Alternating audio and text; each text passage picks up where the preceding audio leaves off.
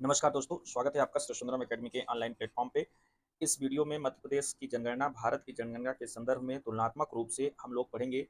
यह एक बहुत ही महत्वपूर्ण टॉपिक है सभी परीक्षाओं के लिए जो मध्य प्रदेश में होती हैं।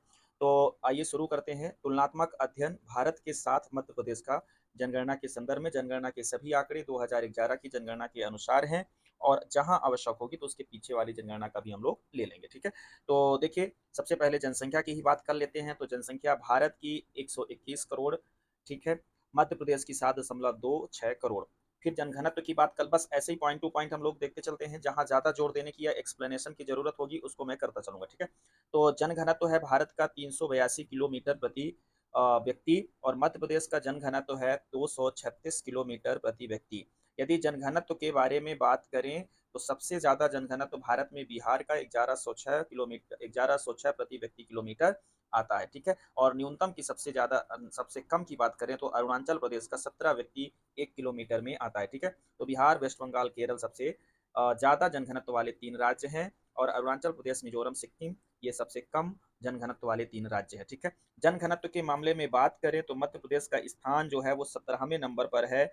यदि हम केंद्र शासित प्रदेशों को छोड़ दे तब इसी क्रम में 17वें नंबर पर है। जैसे तीसरे पे केरल है, तो मध्य प्रदेश का जनघनत्व के मामले में 17वें स्थान पर आता है यदि केंद्र शासित प्रदेशों को छोड़े रखें तो। लेकिन यदि केंद्र शासित प्रदेशों को भी शामिल कर लें तो मध्य प्रदेश 23वें स्थान पर चला जाता है जनघनत्व के मामले में। ठीक है, अब मध्य प्रदेश के अंतर्गत जनघनत्व की बात करें तो मध्य प्रदेश के अंतर्गत सबसे ज्यादा जनघनत्व भोपाल का है। जिलों में संभाग की बात नहीं कर रहे हैं। संभाग के लिए हमने एक अलग से वीडियो बना रखा है, उसको आप देखिएगा चैनल पे जाकर के। संभागीय परिदृश्य मध्य प्रदेश का पूरा एक अलग से हमने उसका वीडियो बनाया है, उसको आप लोग देखिए। फिलहाल यहाँ पे हम लोग जो भी बात करेंगे जिला के कंटेंस्ट में बात करेंगे। ठीक है, तो मध्य प्रदेश का सर्वाधिक जनघनत्व वाला जो जिला है भोपाल, 855 लोग प्रति किलोमीटर पर। इंदौर दूसरे नंबर पर 841, जबलपुर तीसरे नंबर पर 473।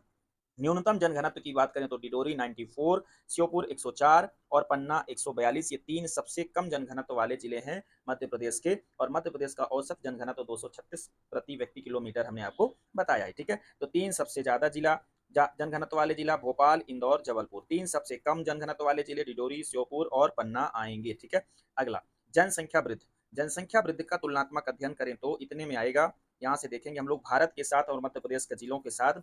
तो जनसंख्या वृद्धि के मामले में भारत 2001 से 2011 तक 17.7% ग्रोथ कर चुका है, और मध्य प्रदेश 20.3% ग्रोथ कर चुका है 2001 से 2011 के बीच। तो 10 की जनसंख्या वृद्धि मध्य प्रदेश की 20.3% है, और भारत की 17.7% है। ठीक है, सर्वाधिक जनसंख्या वृद्धि की बात करें 10 की में तो मेघालय की सबसे ज्यादा रही है। मेघालय की 10 की वृद्धि पूरे देश में सबसे ज्यादा है, 27.9% के साथ। अरुणाचल प्रदेश दूसरे नंबर पर, बिहार तीसरे नंबर पर जनसंख्या वृद्धि में है। 10 की जनसंख्या वृद्धि में न्यूनतम राज्यों की बात करें तो नागालैंड सबसे कम, माइनस में है। नकारात्मक जनसंख्या वृद्धि दर वाला एकमात्र राज्य नागालैंड है, यहाँ -0.6% जनसंख्या वृद्धि दर हुई है 2001 से 11 के बीच। केरल 4.9 के साथ दूसरे नंबर पर, और गोवा 8.2 के साथ तीसरे नंबर पर है। ठीक है, मध्य प्रदेश के जनसंख्या वृद्धि के बारे में बात करें, 10 की जनसंख्या वृद्धि के बारे में यदि बात की जाए तो मध्य प्रदेश का जनसंख्या वृद्धि दर हमने आपको बताया 20.3% है। सर्वाधिक जनसंख्या वृद्धि दर इंदौर की है, 32.88%। जिलों में इंदौर जिला सबसे ज्यादा 10 की वृद्धि पर है। ठीक है, झाबुआ 30.7 जीरो के साथ दूसरे नंबर पर, और भोपाल 28.62 के साथ तीसरे नंबर पर है। ठीक है, तो यहाँ पर इंदौर, ये थोड़ा सा हमने इसको शायद 28 पढ़ लिया, ये 32.8 है, सॉरी 32.8। तो फिर से एक बार पढ़ रहा हूँ, 32.8% के साथ इंदौर पहले नंबर पर, 30.70 के साथ झाबुआ दूसरे नंबर पर, और भोपाल 28.62 के साथ तीसरे नंबर पर सर्वाधिक 10 की वृद्धि वाले तीन जिले हैं। और न्यूनतम 10 की वृद्धि वाले जिलों की बात करें तो अनूपपुर 12.3, बैतूल 12.9, छिंदवाड़ा 13.1 और मंदसौर, ये चार सबसे कम जनसंख्या वृद्धि दर वाले जिले हैं। तो सबसे कम जनसंख्या वृद्धि दर जिलों की बात करेंगे तो अनूपपुर का आता है। ठीक है, दूसरा बैतूल, तीसरा छिंदवाड़ा और चौथा मंदसौर का। तो मध्य प्रदेश के अंतर्गत सबसे ज्यादा 10 की वृद्धि आपको देखने को मिलती है इंदौर में, और सबसे कम 10 की वृद्धि मिलती है आपको अनूपपुर में। सबसे कम जनसंख्या वृद्धि दर आपको राज्यों में मिलती है मेघालय में, सबसे ज़्यादा मेघालय में और सबसे कम मिलती है आपको नागालैंड में, ठीक है। तो इस प्रकार से 10 की वृद्धि का ये आंकड़ा भारत और मध्य प्रदेश के संदर्भ में, ठीक है। इसके बाद हम लोग आते हैं कुल जनसंख्या, थोड़ा सा डेमोग्राफी पे आते हैं, जनसंख्या को बांट कर देखते हैं। तो कुल जनसंख्या की बात करें तो हमने आपको बता दिया कि विश्व की कुल जनसंख्या का 17.5% जनसंख्या भारत में है। 17.5, ये वीडियो ध्यान से समझिएगा, एक एक चीज का समाधान इस वीडियो में है, जनसंख्या से लेकर के डेमोग्राफी तक इस वीडियो में आपको इसके बाद कुछ और पढ़ने की जरूरत नहीं पड़ेगी, सारी चीजें इसमें ही अवेलेबल है, ठीक है, तुलनात्मक रूप से वो भी, ठीक है। तो 17.5% विश्व की पूरी जनसंख्या का भारत शेयर करता है, और मध्य प्रदेश भारत की जनसंख्या का 5.99 लगभग 6% शेयर करता है, ठीक है। तो वर्तमान में नहीं, 2011 की जनगणना के अनुसार मध्य प्रदेश 2011 की जनगणना के अनुसार मध्य प्रदेश 6% आबादी भारत की शेयर करता है, लगभग 5.99। और 11 की जनगणना के अनुसार राज्यों में मध्य प्रदेश का स्थान छठा है 2011 के अनुसार, लेकिन तेलंगाना राज्य के गठन के बाद वर्तमान में अब 5वें स्थान पर आ गया। तो यहाँ पे दो प्रकार के प्रश्न बनेंगे। 2011 की जनगणना के अनुसार 2011 की स्थिति में, मतलब 2014 के पहले की स्थिति में मध्य प्रदेश का जनगणना की दृष्टि से स्थान छठा था। तेलंगाना के विभाजन, आंध्र प्रदेश के विभाजन के बाद, तेलंगाना के गठन के बाद अब मध्य प्रदेश का स्थान 5वें नंबर पर है, ये फैक्ट याद रखेंगे, ठीक है। और योगदान की बात करें टोटल जनसंख्या में तो 5.99, कई बार इसको सिर्फ 6% लिख दिया जाता है। ये बात हुई।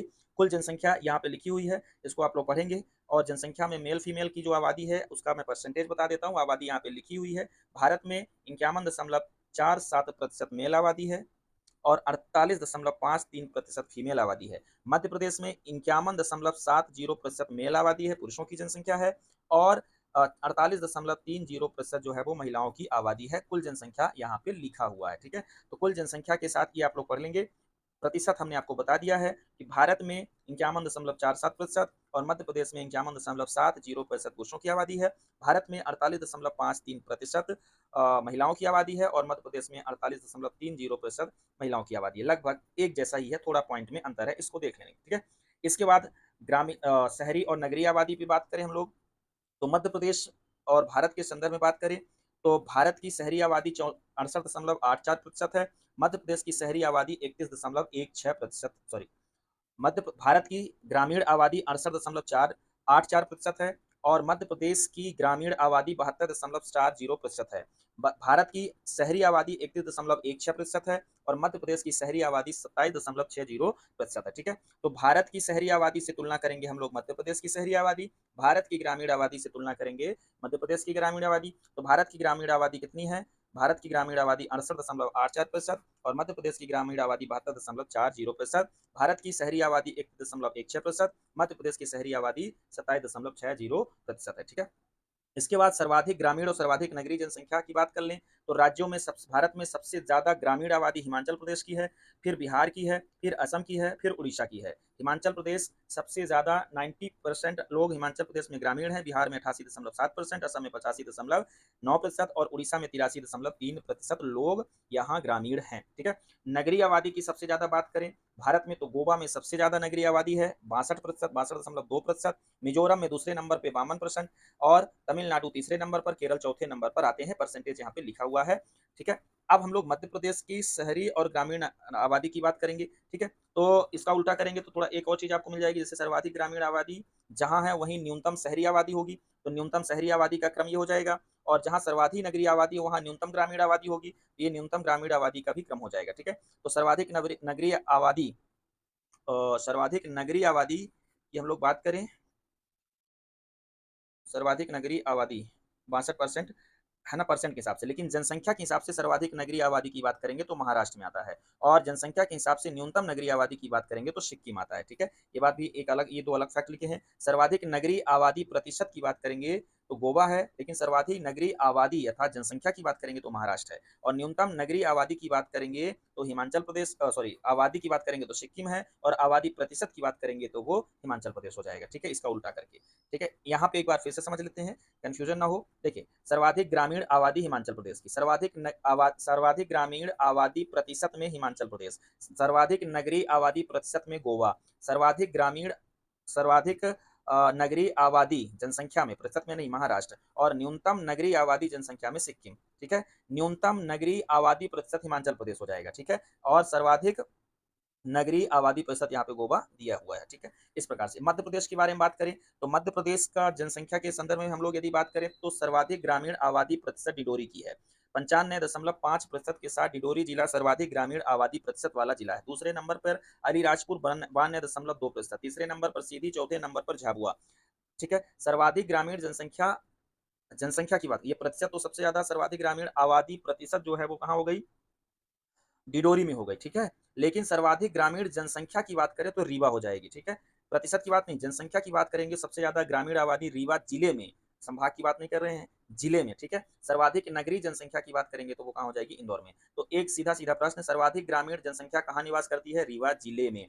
सर्वाधिक नगरीय जनसंख्या कहाँ निवास करती है, इंदौर जिले में। सर्वाधिक ग्रामीण आबादी प्रतिशत किसका है मध्य प्रदेश के जिलों में, तो डिडोरी का 95.5%, ठीक है। सर्वाधिक नगरीय आबादी प्रतिशत किसका है, तो वो भोपाल का है, ठीक है, भोपाल जिले का। तो भोपाल जिले का नगरीय आबादी प्रतिशत 80.9% है। फिर दूसरे नंबर पर इंदौर, तीसरे नंबर पर ग्वालियर, चौथे नंबर पर जबलपुर, पांचवें नंबर पर उज्जैन आते हैं प्रतिशत के दृष्टिकोण से, ठीक है। आबादी के दृष्टिकोण से नहीं, प्रतिशत की दृष्टिकोण से, नगरीय आबादी प्रतिशत के दृष्टिकोण से भोपाल पहले नंबर पर, और आबादी की दृष्टिकोण से इंदौर पहले नंबर पर, ठीक है। यदि हम लोग बात करें आगे चलते हैं, ये हो गया है ना, भोपाल 80.9%, इंदौर 74.1%, ग्वालियर 62.3%। इसके साथ नेक्स्ट है लिंगानुपात आएगा, लिंगानुपात। तो भारत और मध्य प्रदेश के लिंगानुपात और शिशु लिंगानुपात का तुलनात्मक अध्ययन करते हैं हम लोग। लिंगानुपात की बात करें तो भारत 943, केरल का लिंगानुपात, भारत का औसत लिंगानुपात 943 है, ठीक है, और मध्य प्रदेश का औसत लिंगानुपात 931 है, 931 है। लिंगानुपात के क्रम में भारत 20वें नंबर पर आता है राज्यों में, ठीक है। तो भारत, सॉरी, लिंगानुपात के क्रम में मध्य प्रदेश भारत में 931 के साथ 20वें स्थान पर है, ठीक है। तो लिंगानुपात के क्रम में मध्य प्रदेश का स्थान क्या है, भारत में 20वें नंबर पर है। सबसे पहला लिंगानुपात किसका है, केरल का 1084, तमिलनाडु का 996, आंध्र प्रदेश का 993, ये तीन सबसे ज्यादा लिंगानुपात वाले। इसी क्रम में 20वें नंबर पर आता है मध्य प्रदेश 931। यदि हम लोग न्यूनतम लिंगानुपात राज्य के बारे में बात करें तो हरियाणा में सबसे कम 879, जम्मू कश्मीर में 889 और सिक्किम में 890 है, ठीक है। मध्य प्रदेश में यदि सर्वाधिक लिंगानुपात की बात करें तो बालाघाट 1021, अलीराजपुर 1011, मंडला 1008 और डिडोरी 1002 सर्वाधिक है। मध्य प्रदेश में न्यूनतम लिंगानुपात की बात करें तो भिंड 837, मुरैना 840 और ग्वालियर 864। ये पढ़ने के बाद आप तुलनात्मक रूप से जितना चाहे उतना मेंस लिख सकते हैं, जितना चाहे आप ऑब्जेक्टिव के जवाब दे सकते हैं। यदि आपसे पूछ लिया जाए कि मध्य प्रदेश के किस जिले का लिंगानुपात न्यूनतम है तो आप भिंड बता देते हैं। लेकिन यदि आपसे ऐसा प्रश्न पूछ ले कि मध्य प्रदेश के किस जिले का लिंगानुपात लगभग हरियाणा के समतुल्य है या जम्मू के समतुल्य है तो भी आप यहाँ पे बता पाएंगे, ठीक है। इस प्रकार के प्रश्नों का भी उत्तर बड़े आराम से देख सकते हैं। शिशु लिंगानुपात की बात करें तो शिशु लिंगानुपात में पहले तो आपको बता दूं कि 0 से 6 वर्ष तक के बालकों की गणना की जाती है। शिशु लिंगानुपात में भारत 918 है और मध्य प्रदेश भी 918 है, दोनों का सेम है शिशु लिंगानुपात, ठीक है।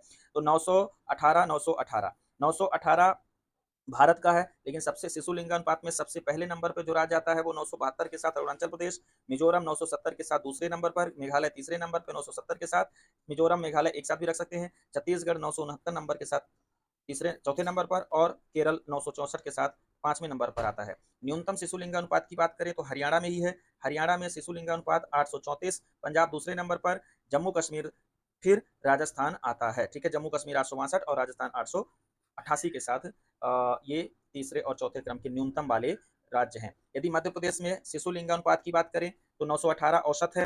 अलीराजपुर सबसे पहले नंबर पर है, सर्वाधिक शिशु लिंगानुपात वाला राज्य जिला है 978, दूसरे नंबर पर डिडोरी 970, तीसरे नंबर पर मंडला 970 और चौथे नंबर पर बालाघाट 970। अब आपसे मान लीजिए एक प्रश्न पूछ ले कि मध्य प्रदेश के किस जिले का शिशु लिंगा अनुपात मेघालय के समतुल्य है, ऐसा प्रश्न पूछ ले, या छत्तीसगढ़ के समतुल्य है, तो भी आप यहाँ से इन प्रश्नों का उत्तर बड़े आराम से दे सकेंगे। न्यूनतम लिंगानुपात की हम लोग बात, शिशु लिंगानुपात की बात कर लें तो मध्य प्रदेश में न्यूनतम शिशु लिंगानुपात जो है वो मुरैना का 829 है, मुरैना 829 शिशु लिंगानुपात में सबसे कम है न्यूनतम। फिर ग्वालियर 840 और भिंड 833 पर आता है, ठीक है। तो इस प्रकार से ये शिशु लिंगानुपात का भी क्रम हो गया। आगे हम लोग चलते हैं, आगे आते हैं साक्षरता दर पर। साक्षरता दर पर हम लोग आएंगे तो बात करेंगे मध्य प्रदेश और भारत की साक्षरता दर का तुलनात्मक अध्ययन। साक्षरता दर में 7 वर्ष या उससे अधिक के बालक शामिल किए जाते हैं, ठीक है। साक्षरता दर की गणना में 7 वर्ष के बालकों का, 7 वर्ष के या उससे अधिक के बालक या किशोर या युवाओं को शामिल किया जाता है। मध्य प्रदेश, भारत की साक्षरता दर जो थी 64.84% थी 2001 में, ठीक है। इससे आगे निकलते हैं, वर्तमान में भारत की साक्षरता दर 73% है। सर्वाधिक साक्षर केरल 94% के साथ पहले नंबर पर, मिजोरम 91.3 के साथ दूसरे नंबर पर, गोवा 88.7% के साथ तीसरे नंबर पर और त्रिपुरा चौथे नंबर पर 87.2% के साथ। तो ये चार सबसे साक्षर जिले हैं भारत के। न्यूनतम की बात करें तो सबसे कम साक्षरता बिहार की है, 61.8%। फिर अरुणाचल प्रदेश 65.4%, राजस्थान 66.1% और झारखंड 66.4%। ये सबसे कम साक्षरता दर वाले जिले हैं, राज्य हैं भारत के। ठीक है, यदि मध्य प्रदेश की बात करूं तो मध्य प्रदेश की साक्षरता दर 69.32 है। सर्वाधिक साक्षर जिला 81.1% के साथ जबलपुर पहले नंबर पर, इंदौर 80.9 के साथ दूसरे 9% के साथ दूसरे नंबर पर और भोपाल तीसरे नंबर पर आते हैं। तो जबलपुर, इंदौर और भोपाल जिले साक्षरता के दृष्टिकोण से क्रमशः तीन सबसे साक्षर जिले हैं। न्यूनतम की बात करें तो मध्य प्रदेश में अलीराजपुर 36.1% के साथ सबसे कम साक्षर जिला, झाबुआ 43.3% के साथ दूसरा कम साक्षर जिला और बड़वानी 49.1% के साथ तीसरा। तो अलीराजपुर, झाबुआ और बड़वानी ये तीन सबसे कम साक्षर जिले हैं और जबलपुर, इंदौर, भोपाल ये सबसे ज्यादा साक्षर जिले हैं। ठीक है, इसमें हम लोग पुरुष साक्षरता की बात करें, भारत के संदर्भ में पुरुष साक्षरता की बात की जाए तो 80.9% है। मध्य प्रदेश की पुरुष साक्षरता की बात की जाए तो 78.73% है। सर्वाधिक पुरुष साक्षर केरल है 96.1%, दूसरा मिजोरम, तीसरा गोवा, चौथा त्रिपुरा और पांचवा हिमाचल प्रदेश है। तो सर्वाधिक में सबसे ज्यादा पुरुष साक्षरता में केरल है 96.1%, दूसरे मिजोरम 93.3%, गोवा 92.6%, त्रिपुरा 91.5% और हिमाचल प्रदेश 89.5%। ठीक है, ये हो गया। और न्यूनतम पुरुष साक्षरता की बात करें तो बिहार पहले नंबर पर है पुरुष साक्षरता में भी 71.2%, अरुणाचल दूसरे नंबर पर, आंध्र प्रदेश तीसरे नंबर पर और मेघालय चौथे नंबर पर है। मध्य प्रदेश की पुरुष साक्षरता की हम लोग बात करें तो जबलपुर 87 टोटल है 78.73%, जबलपुर पहले नंबर पर, इंदौर दूसरे नंबर पर और भोपाल जिला तीसरे नंबर पर आते हैं। 87.29 के साथ जबलपुर पहले नंबर पर, इंदौर 87.25 के साथ दूसरे नंबर पर, भोपाल 85.42 के साथ तीसरे नंबर पर आता है। ठीक है, न्यूनतम पुरुष साक्षरता की बात करें तो अलीराजपुर न्यूनतम पुरुष साक्षरता में भी 42%, झाबुआ 52.9% और बड़वानी 55.3%। तो वही तीन जिले फिर से रिपीट हो रहे हैं, अलीराजपुर, झाबुआ, बड़वानी, अलीराजपुर, झाबुआ, बड़वानी ये साक्षरता में भी, पुरुष साक्षरता में भी सबसे कम है। जबलपुर, इंदौर, भोपाल, जबलपुर, इंदौर, भोपाल ये सर्वाधिक साक्षरता में भी और सर्वाधिक पुरुष साक्षरता में भी सबसे ज्यादा है। महिला साक्षरता की बात करें तो महिला साक्षरता में भारत की स्थिति है कितना 64.6%, 2011 में 64.6% है, 2001 में 53.6% थी।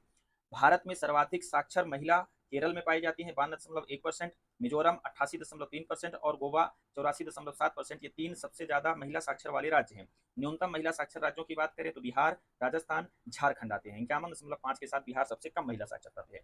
मध्य प्रदेश की महिला साक्षरता की बात करें तो मध्य प्रदेश में महिला साक्षरता 59.24 है, 59.24 है। ठीक है, सर्वाधिक महिला साक्षर भोपाल में, फिर जबलपुर में, फिर इंदौर में, ये क्रम वैसा ही है। भोपाल वैसा नहीं है, सॉरी, यहाँ पे अंतर आया है। महिला साक्षरता में भोपाल पहले नंबर पर आ गया है, जबकि पुरुष साक्षरता में भोपाल तीसरे नंबर पर था। ठीक है, जबलपुर पहले नंबर पर है। महिला साक्षरता में जबलपुर दूसरे नंबर पर है और इंदौर तीसरे नंबर पर है। ठीक है, तो भोपाल, जबलपुर, इंदौर ये तीन सबसे ज्यादा महिला साक्षर वाले जिले हैं। भोपाल 74.9% के साथ पहले नंबर पर और 74.4% के साथ जबलपुर दूसरे नंबर पर और 74.0% के साथ इंदौर तीसरे नंबर पर। मध्य प्रदेश के न्यूनतम महिला साक्षर जिलों की बात करें तो अलीराजपुर, झाबुआ, बड़वानी वही आएगा। अलीराजपुर 3.3%, झाबुआ 33.8% और बड़वानी 42.2% के साथ तीन सबसे कम महिला साक्षर। तो कम, सबसे कम साक्षरता, सबसे कम पुरुष साक्षरता, सबसे कम महिला साक्षरता, तीनों में अलीराजपुर, झाबुआ और बड़वानी है। सबसे ज्यादा साक्षर, सबसे ज्यादा पुरुष साक्षर जबलपुर, इंदौर, भोपाल है, लेकिन सबसे ज्यादा महिला साक्षर भोपाल, जबलपुर, इंदौर है। ठीक है, तो इस प्रकार से इसको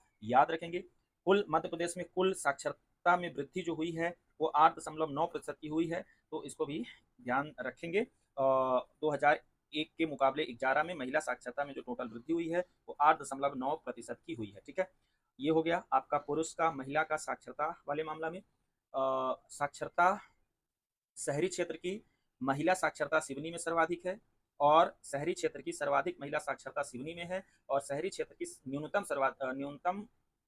साक्षरता जो है वो शिवपुर की है। तो यहाँ पे शिवपुर और सिवनी किस कंटेस्ट में याद रखना है, शहरी क्षेत्र की महिला साक्षरता सबसे ज्यादा सिवनी में है और शहरी क्षेत्र की न्यूनतम जनसंख्या जो साक्षरता जो है वो शिवपुर की है। ठीक है, तो ये भी याद रखेंगे। फिर आते हैं हम लोग केंद्र शासित प्रदेश तो केंद्र शासित प्रदेश एक नज़र पे यहाँ पे मान लेते हैं, जिनको देखना होगा, जिनको जिनके सिलेबस में पूरा होगा वो देख लेंगे, जिनको नहीं देखना होगा यहाँ पे तो थोड़ा सा स्किप करके आप आगे भी जा सकते हैं। केंद्र शासित प्रदेश के संदर्भ में देखा जाए तो सर्वाधिक जनसंख्या जो है तो दिल्ली में है, फिर पुडुचेरी में है, फिर चंडीगढ़ में है। न्यूनतम जनसंख्या की बात करी जाए तो सबसे कम जनसंख्या लक्षद्वीप में है, जनसंख्या की दृष्टि से सबसे छोटा राज्य है लक्षद्वीप। सॉरी, सर्वाधिक 10 की वृद्धि देखें यदि केंद्र शासित प्रदेशों में तो दादर नगर हवेली की 55.9% है, फिर दूसरे नंबर पर दमनदीप, तीसरे नंबर पर पुडुचेरी है। यदि न्यूनतम 10 की वृद्धि देखें तो लक्षद्वीप की 6.3% है। जनघनत्व की बात करें तो सबसे ज्यादा जनघनत्व दिल्ली का है, 11,302 लोग 1 किलोमीटर पे रहते हैं, और चंडीगढ़ उसके बाद दूसरे नंबर पर आता है, 9,258। न्यूनतम जनघनत्व अंडमान निकोबार द्वीप समूह का है, 46। और लिंगानुपात की बात करें तो सबसे ज्यादा लिंगानुपात केंद्र शासित प्रदेशों में पुडुचेरी का 1037 है, और लक्षद्वीप का 947 है। न्यूनतम लिंगानुपात की बात करें तो लक्षद्वीप सॉरी दमन द्वीप का 618 सबसे कम लिंगानुपात है, और यह देश में भी सबसे कम लिंगानुपात है, ये भी याद रखें। शिशु लिंगानुपात की बात करें तो सबसे ज्यादा शिशु लिंगानुपात अंडमान निकोबार द्वीप में 968 है, और पुडुचेरी दूसरे नंबर पे 967 है। न्यूनतम लिंगानुपात की बात करें तो दिल्ली 871 है। साक्षरता की बात करें तो सबसे ज्यादा साक्षर केंद्र शासित प्रदेश लक्षद्वीप है, 91.8% लोग यहाँ पढ़े लिखे लोग हैं, केरल से शिफ्ट हो गए हैं, और दमन द्वीप 87.1% के साथ दूसरे नंबर पर है। न्यूनतम साक्षरता की बात करें तो दादरा नगर हवेली 76.2 के साथ सबसे कम पढ़ा लिखा केंद्र शासित प्रदेश है। इस प्रकार से देखा जाए तो ये यहाँ का हुआ। ऐसे ही सर्वाधिक पुरुष साक्षरता लक्षद्वीप में है, सर्वाधिक न्यूनतम पुरुष साक्षरता दादर नगर हवेली में है, महिला साक्षरता सर्वाधिक लक्षद्वीप में है 87.9%, सर्वाधिक नगरीय जनसंख्या प्रतिशत दिल्ली में है, न्यूनतम नगरीय जनसंख्या प्रतिशत अंडमान निकोबार द्वीप में है। जनसंख्या SC/ST की बात करें, ये महत्वपूर्ण है, तो जनसंख्या एससी की बात करें तो एससी की जनसंख्या दिल्ली में 28.12 लाख के साथ सबसे ज्यादा है। प्रतिशत की दृष्टि से चंडीगढ़ में 18.9% सबसे ज्यादा एससी जनसंख्या प्रतिशत है। कुछ राज्य ऐसे हैं जहां जीरो एससी है, तो जीरो एससी में लक्षद्वीप और अंडमान है, यहाँ कोई भी एससी समुदाय के लोग नहीं है। एसटी समुदाय की बात करें तो सबसे ज्यादा एसटी समुदाय की जनसंख्या दादर नगर हवेली में, केंद्र शासित प्रदेशों में दादर नगर हवेली में 1,78,564 है। और प्रतिशत की बात करें तो लक्षद्वीप की 94.8% आबादी क्या है, अनुसूचित जनजाति वाली है। ठीक है, न्यूनतम जीरो एसटी की बात करें तो दिल्ली में कोई जनजाति निवास नहीं करती है। चंडीगढ़, पुडुचेरी, यहाँ सब 3 ऐसे राज्य हैं जहाँ जीरो एसटी समुदाय है। ठीक है, जीरो एसटी समुदाय राज्यों की बात करें तो नागालैंड और अरुणाचल प्रदेश ऐसे 2 राज्य हैं जहाँ एससी है ही नहीं है। ठीक है, और जीरो एसटी की बात करें, ये भी लिखा होगा, चलिए आगे कहीं आएगा तो बात करेंगे। आते हैं जनगणना जनजाति संदर्भ में भारत, और ये बहुत इंपॉर्टेंट टॉपिक है। मध्य प्रदेश और भारत के तुलना में जनजातियों की जनगणना डेमोग्राफी हम लोग यहाँ पे देखते हैं। तो जनगणना कुल एसटी जनसंख्या, भारत में कुल एसटी जनसंख्या इतनी है 10,82,81,034। ठीक है, तो ये 10,42,81,034 आबादी है यहाँ पे किसकी, जनजातियों की, मतलब 121 करोड़ में 10 करोड़ इनकी। ठीक है, और मध्य प्रदेश में देखा जाए तो 1,53,17,784, 1,53,16,784 आबादी है मध्य प्रदेश में किसकी, टोटल जनजातियों की आबादी 2011 जनगणना के अनुसार। एसटी पुरुष की बात करें तो भारत में एसटी पुरुष लगभग 52,40,000 के आसपास है, सॉरी 5,24,09,823 हैं। और मध्य प्रदेश में 10 करोड़ में से 5 करोड़ है ना, 5,24,00,000 ही हो गए किसके, पुरुष, एसटी पुरुष। मध्य प्रदेश की यदि बात करें तो लगभग 77,19,404 जनजाति पुरुष हैं। महिला की बात करें भारत में तो लगभग 5,18,71,211 महिलाएं हैं। और मध्य प्रदेश में बात करें तो लगभग 7,59,000 सॉरी 75 लाख नहीं 7,59,000, यहाँ पे थोड़ा सा मिस्टेक लिखा हुआ है, ये शायद 7,59,738 होगा। हाँ, तो थोड़ा सा ये देख लेना, यहाँ पे ये महिलाओं की आबादी है, और ये 77 लाख था ना, ये 75 लाख है, सॉरी हाँ, ये 75,97,380 है। ठीक है, सही लिखा है, 380 है। तो मध्य प्रदेश में महिला एसटी समुदाय की आबादी 75,97,380 है। कुल जनसंख्या में प्रतिशत की बात करें तो भारत में जनसंख्या प्रतिशत में 8.60% एसटी समुदाय का है। भारत की टोटल जनसंख्या में 8.6% एसटी समुदाय का है। मध्य प्रदेश की टोटल जनसंख्या में 21.09% एसटी समुदाय का है। ठीक है, मध्य प्रदेश में एसटी जनसंख्या का देश की एसटी जनसंख्या में योगदान जो है 14.70% है। मतलब कुल भारत की कुल एसटी जनसंख्या में मध्य प्रदेश की एसटी जनसंख्या कितने प्रतिशत योगदान रखती है, 14.7%। ठीक है, और इस नंबर इस क्रम में पहले नंबर पर ही है। ठीक है, अगला है एसटी ग्रामीण आबादी, भारत की एसटी ग्रामीण आबादी 90% है और मध्य प्रदेश की एसटी ग्रामीण आबादी 92% है। भारत की 90% जनजातियां गांवों में रहती हैं और संख्या ये लिखी हुई है, और मध्य प्रदेश की 92% जनजातियां जो है वो कहाँ रहती हैं, गांवों में रहती हैं, ग्रामीण आबादी है। 1,42,76,874 आबादी जो है ये 92% होती है, गांव में रहती है। एसटी शहरी की बात कर लें तो भारत में केवल 10% शहरी आबादी जनजातियों की है जो शहरों में बसी हुई है, और मध्य प्रदेश की 80% शहरी, सॉरी ये 80% नहीं, 8% आबादी जो है, केवल 8% आबादी जो है जनजातियों की वो शहरों में निवास करती है, और ये होता है 1,39,910। ठीक है, तो इस प्रकार से देखा जाए तो शहरी आबादी मध्य प्रदेश, शहरी एसटी आबादी केवल 8% है और भारत की केवल 10% है। भारत की 90% जनजातीय आबादी गांवों में रहती है और 92% मध्य प्रदेश की जनजातीय आबादी गांवों में रहती है। इस प्रकार से ये तुलनात्मक अध्ययन देश की, थोड़ा सा हमें टाइम लगा है इसको तैयार करने में, थोड़ा आप टाइम देकर देखेंगे तो पूरा कॉन्सेप्ट एकदम क्लियर हो जाएगा। देश की कुल जनसंख्या में 10 की वृद्धि, ये तो अलग चीज है यहाँ पे, नहीं अलग नहीं है, इसके साथ तुलना करना है हमको, जनजातीय जनसंख्या में 10 की वृद्धि। हाँ, देश की कुल जनसंख्या में 10 की वृद्धि 2001 से 11 तक भारत में 17.69% रहा है और मध्य प्रदेश का 20.3% रहा है। एसटी जनसंख्या की 10 की वृद्धि देखें तो भारत में 23.66% रहा है और मध्य प्रदेश की एसटी जनसंख्या की वृद्धि देखें तो 25.02% रहा है। मतलब 2001 से 11 तक जनजातियों की जनसंख्या मध्य प्रदेश में 25.2% बढ़ी है और भारत में 23.66% बढ़ी है। ठीक है, ये यहाँ पे एसटी लिंगानुपात की बात करें तो भारत में एसटी लिंगानुपात 990 है, मध्य प्रदेश में एसटी लिंगानुपात 984 है। ठीक है, तो एसटी समुदाय के लिंगानुपात भारत में 990 है, मध्य प्रदेश में 984 है।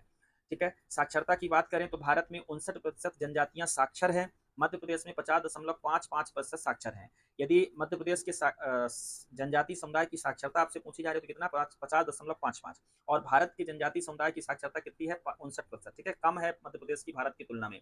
ऐसे ही बात करें तो मध्य प्रदेश के ग्रामीण जनजातीय समुदाय की साक्षरता 49.32% है, शहरी जनजातीय समुदाय की साक्षरता 66.73% है। इसी प्रकार से एसटी पुरुष साक्षरता की बात करें तो एसटी पुरुष साक्षरता भारत की 68.50% है, एसटी पुरुष साक्षरता भारत की 68.5% है और मध्य प्रदेश की एसटी पुरुष साक्षरता 59.55% है। ठीक है, मध्य प्रदेश के एसटी पुरुष जनसंख्या की बात करें तो रूरल अर्थात गांवों में 58.43% साक्षरता है जनजातियों की, और शहरी जनजातियों की साक्षरता 73.99% है। एसटी महिला साक्षरता की बात करें भारत में तो 49.4% है और मध्य प्रदेश में एसटी महिला साक्षरता की बात करें तो 41.47% है। महिला साक्षरता रूरल की बात करें एसटी समुदाय की तो 40.15% है, महिला साक्षरता अर्बन की बात करें एसटी समुदाय की तो 59.16% है। एसटी जनघनत्व तो भारत में 32 व्यक्ति प्रति किलोमीटर है और एसटी जनघनत्व मध्य प्रदेश में 50 व्यक्ति प्रति किलोमीटर है। तो जनघनत्व के मामले में भारत के औसत से मध्य प्रदेश ज्यादा है जनजातियों के। ठीक है, कुल एसटी समूह भारत की बात करें तो 705 है वर्तमान में, और मध्य प्रदेश में कुल एसटी समुदाय जो है वो 43 चिन्हित है। ठीक है, तो इस प्रकार से ये एसटी, थोड़ा सा मध्य प्रदेश में एसटी एससी जनसंख्या स्पेशल देख लेते हैं। मध्य प्रदेश में एसटी एवं एससी, मध्य प्रदेश में एसटी जनसंख्या सबसे ज्यादा कहाँ है, धार में है। 12,22,814 लोग धार में निवास करते हैं एसटी, और ये सबसे ज्यादा है। मध्य प्रदेश में बड़वानी दूसरे नंबर पर एसटी जनसंख्या में, तीसरे नंबर पर झाबुआ और चौथे नंबर पर छिंदवाड़ा है। धार 12,22,814 पहले नंबर पर, बड़वानी 9,62,145 दूसरे नंबर पर। एक एक आबादी देखिए गिन के लाया हूँ आप लोग के लिए, और यदि आप लोग चैनल को अभी तक सब्सक्राइब नहीं किए हैं तो चैनल को अवश्य सब्सक्राइब कर ले, और वीडियो यदि किसी के लिए जरूरी है तो उसको सजेस्ट कर सकें। झाबुआ जो है तीसरे नंबर पर, छिंदवाड़ा जो है वो किस नंबर पर है, चौथे नंबर पर है एसटी समुदाय की सर्वाधिक जनसंख्या के अनुसार आधार। ठीक है, तो एसटी समुदाय की सबसे ज्यादा जनसंख्या धार, बड़वानी, झाबुआ, छिंदवाड़ा में। न्यूनतम कहाँ है वो भी हम लोग बात करेंगे। तो सबसे कम जनसंख्या एसटी समुदाय की मध्य प्रदेश में कहाँ है, भिंड में केवल 6,131 लोग हैं, दतिया 15,061 लोग, मुरैना 17,030 लोग और मंदसौर 33,092 लोग। तो सबसे कम जिले जहां एसटी समुदाय निवास करती है भिंड, दतिया, मुरैना और मंदसौर है। ठीक है, आते हैं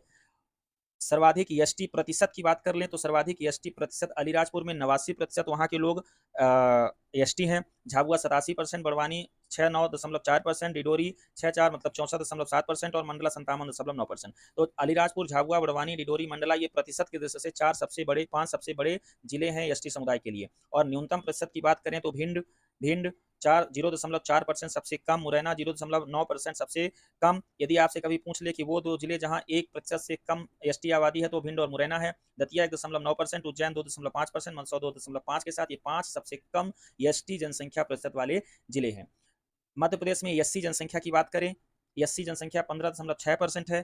कुल 1,13,42,320 एससी समुदाय के लोग हैं। सर्वाधिक एससी समुदाय इंदौर में पाए जाते हैं, 5,45,239 और उज्जैन दूसरे नंबर पर 5,23,869 और सागर तीसरे नंबर पर। तो इंदौर, उज्जैन, सागर ये 3 सबसे ज्यादा अनुसूचित जाति वाले जिले हैं। न्यूनतम अनुसूचित जाति वाले जिले की बात करें तो झाबुआ, अलीराजपुर, डिंडोरी, छिंदवाड़ा ये न्यूनतम अनुसूचित जाति वाले, जनजाति नहीं बोल रहा हूँ, जाति एससी वाले जिले हैं, यहाँ पे लिखा हुआ है झाबुआ, अलीराजपुर, डिंडोरी और छिंदवाड़ा। यदि हम लोग बात करें प्रतिशत की तो सर्वाधिक 80% अनुसूचित जाति प्रतिशत उज्जैन में है 26.4%, दतिया 25.5%, टीकमगढ़ 25%, शाजापुर 23.4%। न्यूनतम एससी आबादी प्रतिशत की बात करें तो झाबुआ पहले नंबर पर 1.7% सबसे कम, झाबुआ में अलीराजपुर 3.7%, मंडला 4.6%, डिडोरी 5.6%। इस प्रकार न्यूनतम एससी आबादी झाबुआ, अलीराजपुर, मंडला, डिडोरी में होगी। ठीक है, तो जहां जनजाति ज्यादा होंगे वहां अनुसूचित जाति कम होंगी, ये तो जाहिर सी बात है।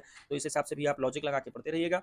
भारत में एसटी जनसंख्या की बात करें तो सबसे ज्यादा एसटी आबादी मध्य प्रदेश में पहले नंबर पर है ना, ये हमने आपको उधर बताया ही, और महाराष्ट्र दूसरे नंबर पर, उड़ीसा तीसरे नंबर पर। मध्य प्रदेश, महाराष्ट्र, उड़ीसा, राजस्थान, गुजरात और झारखंड ये 6 सबसे बड़े एसटी आबादी वाले राज्य हैं। सर्वाधिक एसटी प्रतिशत की बात करें तो मिजोरम की 94.4%, नागालैंड की 86.5%, मेघालय की 86.1%, अरुणाचल प्रदेश की 68.8% और मणिपुर की 35.3% आबादी जो है वो एसटी आबादी है। तो प्रतिशत के दृष्टिकोण से मिजोरम सबसे पहले नंबर पर, नागालैंड दूसरे नंबर पर, और संख्या के दृष्टिकोण से मध्य प्रदेश पहले नंबर पर। ठीक है, इस प्रकार से जीरो एसटी, ये आगे यहाँ पे जीरो एसटी वाले राज्य दो हैं जहां कोई एसटी आबादी नहीं है, वो हरियाणा और पंजाब है। ठीक है, भारत में एससी की बात करें तो एससी सबसे ज्यादा उत्तर प्रदेश में है, फिर बंगाल में है, पश्चिम बंगाल में, फिर बिहार में है। प्रतिशत के दृष्टिकोण से सबसे ज्यादा एससी प्रतिशत पंजाब में है, हिमाचल प्रदेश में दूसरे नंबर और पश्चिम बंगाल तीसरे नंबर। जीरो एससी स्टेट की बात करें तो नागालैंड और अरुणाचल प्रदेश जीरो एससी मतलब नो अनुसूचित जाति यहाँ है। ठीक है, एससी की परिभाषा अनुच्छेद 366-24 में और 341 में वर्णित है, ये बात तो आप लोग देख ही लेंगे। ठीक है, मध्य प्रदेश में वर्तमान में 43, कुछ एक्स्ट्रा फैक्ट है यहाँ पे, वो भी हम लोग देख लेते हैं। फिर मध्य प्रदेश में सर्वाधिक एसटी, मध्य प्रदेश में मध्य प्रदेश में वर्तमान में 43 जनजाति समूह, ये तो हमने आपको बताया ही। 8 जनवरी 2023 के पूर्व तक 46 जनजाति समूह थे, किंतु इस तिथि को कीर पारधी मतलब 8 जनवरी 2023 को कीर पारधी एवं मीना जनजातियों को अनुसूचित जनजातियों की ग्रुप से हटा दिया गया। तो कीर पारधी मीना अब नहीं रहेंगे, तो 46 में से 3 निकल गया तो 43 बचती है, ये बात याद रखना है। मध्य प्रदेश में 89 जनजाति विकास खंड है, याद रखना है। मध्य प्रदेश में 3 जनजातियों को विशेष पिछड़ी जनजाति का दर्जा मिला है, बैगा, भारिया, सहरिया, और इसके लिए कुल 11 अभिकरण संचालित हैं। 15 कार्य क्षेत्रों है तो संचालित हैं, 15 जिलों के लिए संचालित हैं 11 अभिकरण, मतलब 11 अभिकरण मिलकर के 15 जिलों में जनजातीय समुदाय की विकास योजनाओं को संचालित कराते हैं। क्षेत्रफल की दृष्टि से मध्य प्रदेश में जनजातीय क्षेत्र 15% है, अर्थात मध्य प्रदेश के पूरे क्षेत्र में 15% क्षेत्र पर जनजातियां निवास करती हैं। आदिवासियों के या जनजातियों के कल्याण के लिए 275 अनुच्छेद 339 में प्रावधान किया गया है। आदिवासी उप योजना रणनीति में 5वीं पंचवर्षीय योजना में लाई गई, आदिवासी उप योजना रणनीति 5वीं पंचवर्षीय योजना में लाई गई। एसटी के लिए 366 में वर्णित है, मतलब प्रावधान है, और 300 परिभाषा है, और 342 में जनजातियों का वर्णन है। ये तो एसटी से संबंधित कुछ फैक्ट थे। अब मध्य प्रदेश में कुछ डेमोग्राफिक चीजें देखते हैं हम लोग। मध्य प्रदेश में आयु समूह की बात करें तो मध्य प्रदेश में 2011 जनगणना के अनुसार 0 से 14 वर्ष के 32.1% लोग रहते हैं। मध्य प्रदेश में फिर से ले रहे हैं, मध्य प्रदेश में 0 से 14 वर्ष के 32.1% लोग हैं, 15 से 59 वर्ष के 60.8% लोग हैं, और 60 से प्लस जो है वो 7.1% लोग हैं। तो यदि हम लोग मध्य प्रदेश की डेमोग्राफी में देखें तो सबसे ज्यादा आयु समूह जो है वो 15 से 59 है। 15 से 59 तक के जो लोग हैं वो 60.8% है। दूसरे नंबर पर 0 से 14 32%, और 60 से ज्यादा वाले लोग हैं वो 7.1% है। और ये अच्छी बात होती है किसी भी डेमोग्राफी में, युवाओं की संख्या जहां और किशोरों की संख्या, बालकों की संख्या जहां ज्यादा होती है उस डेमोग्राफी के लिए अच्छी बात होती है। आश्रितों की संख्या मध्य प्रदेश में 1% ही है। मध्य प्रदेश में कार्यशील आबादी की बात करें तो मध्य प्रदेश की टोटल कार्यशील आबादी जो है वो 43.5% है, अर्थात यही लोग हैं जो मध्य प्रदेश की इकोनॉमी में सहभागी हैं। भारत में ये 39.8% होती है। मध्य प्रदेश की 56.5% लोग अकार्यशील हैं, अर्थात ये बेरोजगार हैं, खाली हैं, निठल्ला नहीं कहना चाहिए, मतलब खाली बैठे हैं। ठीक है, 56.5% लोग हैं। ठीक है, ऐसे ही सर्वाधिक कार्यशील लोग जो है मध्य प्रदेश में, मतलब आबादी का सबसे ज़्यादा हिस्सा जो कार्य में लगा है, किसी न किसी रोजगार में लगा है, वो डिडोरी है। डिडोरी में 55.3%। फिर न्यूनतम कार्यशील जो है भिंड है 30.6%। मतलब 55.3% से ज़्यादा कोई ऐसा जिला नहीं है, अर्थात आधी आबादी अभी भी काम में नहीं लगी हुई है। ठीक है ना, आपकी भाषा में कहें तो कमेंट करके बताइए। न्यूनतम कार्यशील आबादी जो है वो भिंड है 30.6%। कृषि कार्य में कार्यशील आबादी, कृषि कार्य में लगी हुई आबादी 69.8% है।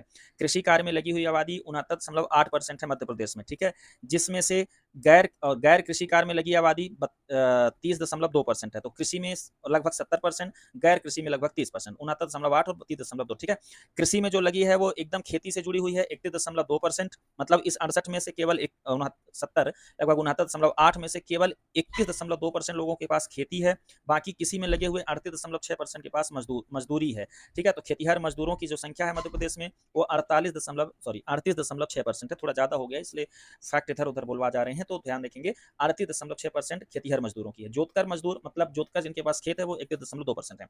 गैर कृषि कार्यों की बात करें तो मध्य प्रदेश में गैर कृषि कार्य सेवा क्षेत्र में 17.9% है।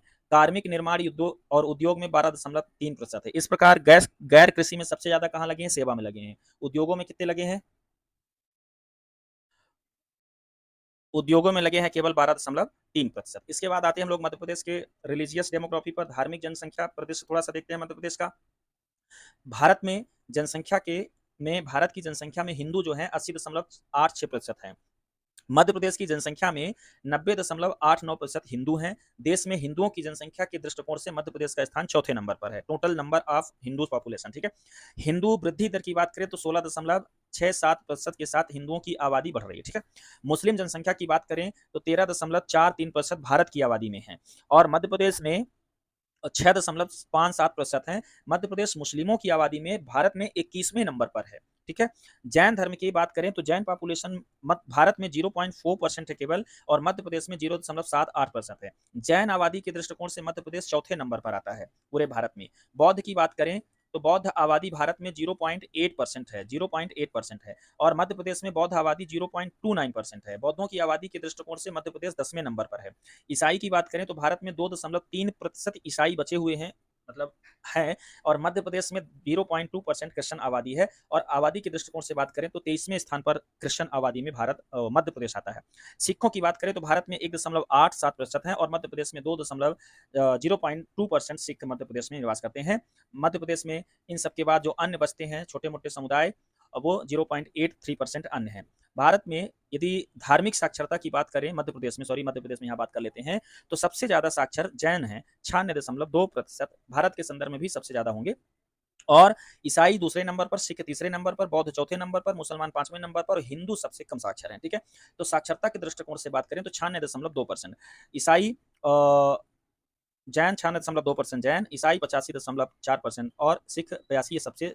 ये सबसे ज्यादा साक्षर धार्मिक समुदाय हैं। और इनमें से बात करें हिंदू सबसे बड़ी आबादी केवल 62.8% लोग साक्षर हैं। ठीक है, तो कम्युनिटी के आधार पर ये बातें हो गई। ऐसे ही कुछ बातें हम लोग और कर लेते हैं, फिर थोड़ा सा आपको राष्ट्रीय उपलब्धि सर्वे आपको स्वास्थ्य वाला बता दूंगा। जनसंख्या एवं क्षेत्रफल का एक टॉपिक है इधर, जनसंख्या एवं क्षेत्रफल। तो ये इंपॉर्टेंट टॉपिक है, मध्य प्रदेश के संदर्भ में है।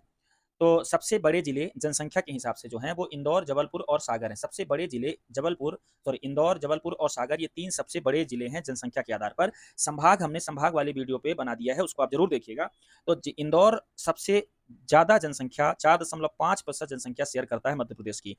जबलपुर दूसरे नंबर पर 3.4% आबादी शेयर करता है मध्य प्रदेश की और सागर तीसरे नंबर पर 3.3% शेयर करता है आबादी मध्य प्रदेश की। इंदौर की आबादी टोटल जो जिले की है वो 32,72,335 है। उसके बाद जबलपुर 24,60,771 है। ठीक है, उसके बाद सागर 23,78,295 है।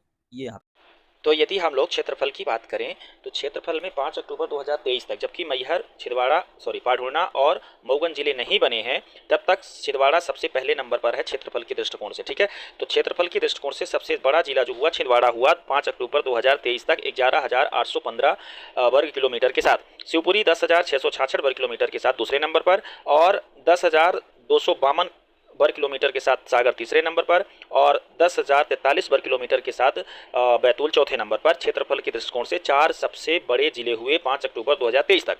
5 अक्टूबर 2023 के बाद क्या होता है, जब छिंदवाड़ा से पाढूना चौमनवा जिला के रूप में अलग हो जाता है ना, चौमनवा जिला के रूप में अलग हो जाता है, तो क्या होता है, छिंदवाड़ा से पाढूना जब अलग होता है तो 2027 वर्ग किलोमीटर क्षेत्रफल का पाढूना अलग हो जाता है। तो जब हम छिंदवाड़ा से 2027 वर्ग किलोमीटर निकाल देते हैं तो छिंदवाड़ा की स्थिति हो जाती है 9,788 वर्ग किलोमीटर की, और वो चला जाता है चौथे नंबर पर। ठीक है, इसीलिए भाई से विभाजन नहीं करना चाहिए। देखिए कहाँ पहले नंबर पर था और अब कहाँ चला गया, चौथे नंबर पर चला गया। ठीक है, अब आ गया शिवपुरी पहले नंबर पर। शिवपुरी है 10,666 वर्ग किलोमीटर पहले नंबर पर। 5 अक्टूबर 23 के बाद मध्य प्रदेश का क्षेत्रफल की दृष्टि से सबसे बड़ा जो जिला है वो शिवपुरी है, दूसरा सागर है, तीसरा बैतूल है और चौथे नंबर पे चला गया छिंदवाड़ा।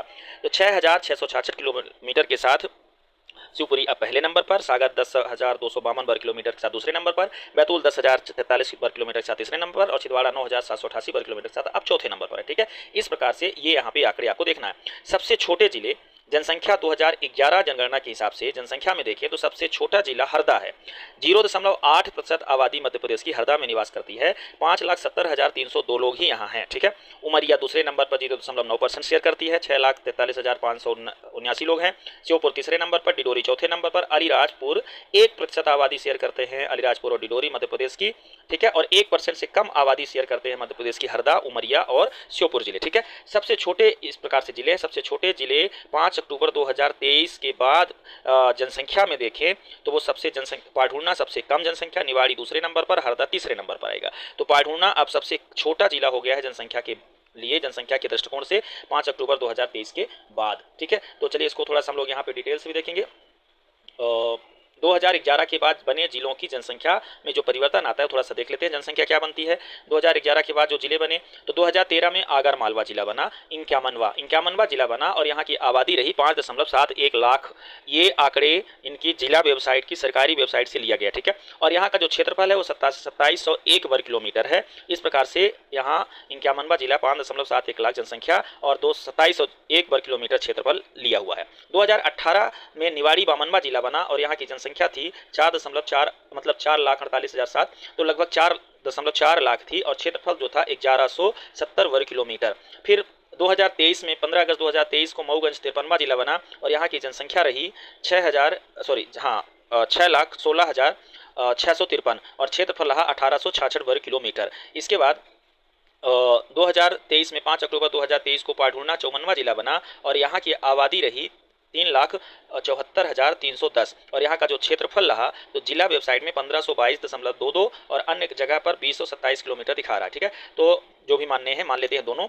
और पाँचवा जो है 5 अक्टूबर 2023 को मैहर 55वां जब जिला बना तो यहाँ का जो क्षेत्रफल था वो 2722.79 और जनसंख्या 8,56,028 है। तो इस प्रकार से देखा जाए 2011 के बाद बने जिलों की स्थिति ये होती है। और क्षेत्रफल से इस प्रकार सबसे छोटा क्षेत्रफल जो है वो निवाड़ी का हो जाता है। किसी भी स्थिति में निवाड़ी से ज़्यादा निवाड़ी से कम क्षेत्रफल किसी का नहीं है। निवाड़ी का 1170, तो निवाड़ी वर्तमान में सबसे छोटा जिला है, फिर पाढूना है, फिर मऊगंज है। और जनसंख्या की बात करें तो 5 अक्टूबर 23 के बाद सबसे कम जनसंख्या पाढूना की है, फिर निवाड़ी की है, फिर हरदा की है। तो यह आपका पूरा होता है इसमें कि एक टॉपिक जो आपको पूरा करना था जनगणना परिदृश्य वो आपको इसमें हो गया है। ठीक है, राष्ट्रीय परिवार स्वास्थ्य सर्वे 2023 जो हुआ तो जिसको कहते हैं national family health survey NFHS के कुछ आंकड़े मैं आपके साथ यहाँ पे शेयर कर रहा हूँ। एमपी के संदर्भ में वो जरूरी हो सकते हैं। इस सर्वे के अनुसार मध्य प्रदेश में MMR जो है, MMR का मतलब होता है नवजात मृत्यु दर, NMR जो है वो नवजात शिशु का मृत्यु दर है। तो नवजात शिशु का मृत्यु दर नेशनल स्वास्थ्य सर्वे 5 जो हुआ है NFHS जो 5वां हुआ है उसमें मध्य प्रदेश का जो नवजात मृत्यु दर है, नवजात मृत्यु दर में शामिल करते हैं 0 से 27 डे के बालिकाओं को। तो 0 से 27 डे के जो बालक बालिकाओं हैं इनके मृत्यु दर जो इनकी है मध्य प्रदेश में वो 29 है। ठीक है, ये याद रखेंगे। और भारत में यह 24.9 है। अर्थात ये हुआ कि प्रति 1000 में 29 बालक बालिकाएं 0 से 27 दिन के अंदर मध्य प्रदेश में डेथ हो जाती है, और भारत में यह 24.9 है। ठीक है, तो इसको बोलते हैं NMR। ठीक है, न्यू बोर्न मोर्टेलिटी रेट। तो न्यू बोर्न मोर्टेलिटी रेट जो मध्य प्रदेश में है वो 29 है और भारत में 24.9 है। फिर आते हैं दूसरे आंकड़े पर। दूसरा आंकड़ा है शिशु मृत्यु दर, IMR, इन्फेंट मोर्टेलिटी रेट। तो ये इन्फेंट मोर्टेलिटी रेट जो है ये फर्स्ट डे से लेकर के 1 ईयर तक के बालिकाओं को शामिल किया जाता है इसमें। भारत में IMR 35.2 है, राष्ट्रीय परिवार स्वास्थ्य सर्वे 5 के अनुसार बता रहा हूँ। ठीक है, और ये भारत का है, ये इंडिया का है 35.2, और AMP का जो IMR है वो है 41.3। ठीक है, तो 41.3 यहाँ पे, हाँ 41.3 है। ठीक है, फिर आता है बाल मृत्यु दर। बाल मृत्यु दर को बोलते हैं CMR, चिल्ड्रन मोर्टेलिटी रेट। इसमें 5 वर्ष या कम, 5 वर्ष या कम मतलब 5 वर्ष तक के बालक बालिकाओं को शामिल किया जाता है। तो भारत में यह 41.9 है, और MP में CMR चाइल्ड मोर्टेलिटी रेट जो है वो 49.2 है। ठीक है, प्रति 1000 में इतने बालक 5 वर्ष की उम्र तक आते हुए डेथ को प्राप्त हो जाते हैं, ये बात है। ठीक है, तो ये मध्य प्रदेश का ज़्यादा है हर एक स्थिति में। फिर थोड़ा सा NFS के संस्थागत प्रसव के बारे में बात कर लें तो संस्थागत प्रसव भारत में 86.6% प्रसव संस्था अर्थात किसी हॉस्पिटल में प्रशिक्षित दाई के माध्यम से होते हैं।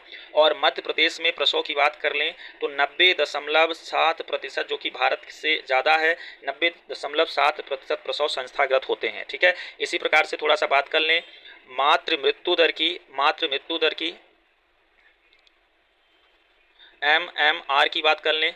ठीक है ना, तो मातृ मृत्यु दर की बात कर लें तो इंडिया के संदर्भ में मातृ मृत्यु दर जो है वो 97 प्रति 1 लाख जन्म, अर्थात 1 लाख प्रसव में 97 महिलाओं की या माताओं की मृत्यु होती है।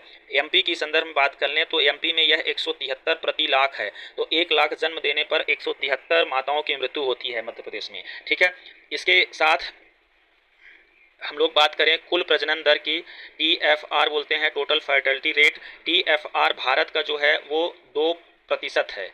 ठीक है, और 2 है, और मध्य प्रदेश का जो MP का है वो भी 2 ही है। तो मध्य प्रदेश और भारत का TFR टोटल फर्टिलिटी रेट बराबर है। फिर थोड़ा सा कार्यशील आबादी की बात कर लें तो मध्य प्रदेश में कार्यशील आबादी 26.8% है महिलाओं की, और भारत में महिलाओं की कार्यशील आबादी है 24.4%। ठीक है, तो इस प्रकार से देखा जाए तो ये आपका राष्ट्रीय परिवार स्वास्थ्य सर्वे भी हमने इसी वीडियो में आपको करा दिया है। तो जनगणना का, जनसंख्या का यह वीडियो यहाँ पे समाप्त होता है। यदि आपको इससे संबंधित कोई जानकारी लेनी है तो आप हमें संपर्क कर सकते हैं। हमारे टेस्ट सीरीज से जोड़ने के लिए आप हमें संपर्क कर सकते हैं। यहाँ पे आपको वीडियो में ही नंबर शो हो रहा है, और पेड ग्रुप में शामिल होने के लिए भी आप हमें मैसेज कर सकते हैं। हमारे व्हाट्सएप ग्रुप में शामिल होने के लिए कमेंट में दी गई लिंक का पालन करें। और यदि आप चैनल पर नए हैं तो इतना अच्छा वीडियो देखने के बाद आपको चैनल सब्सक्राइब करना चाहिए। यदि आप अभी तक चैनल सब्सक्राइब नहीं किए हैं तो कृपया कर दें, वीडियो को लाइक करें। समस्याओं में यदि है तो कमेंट करके हमें आप अपनी समस्याएं बता सकते हैं, जिन्हें ज़रूरत हो उनको सजेस्ट कर सकते हैं। धन्यवाद, अभी के लिए इतना ही।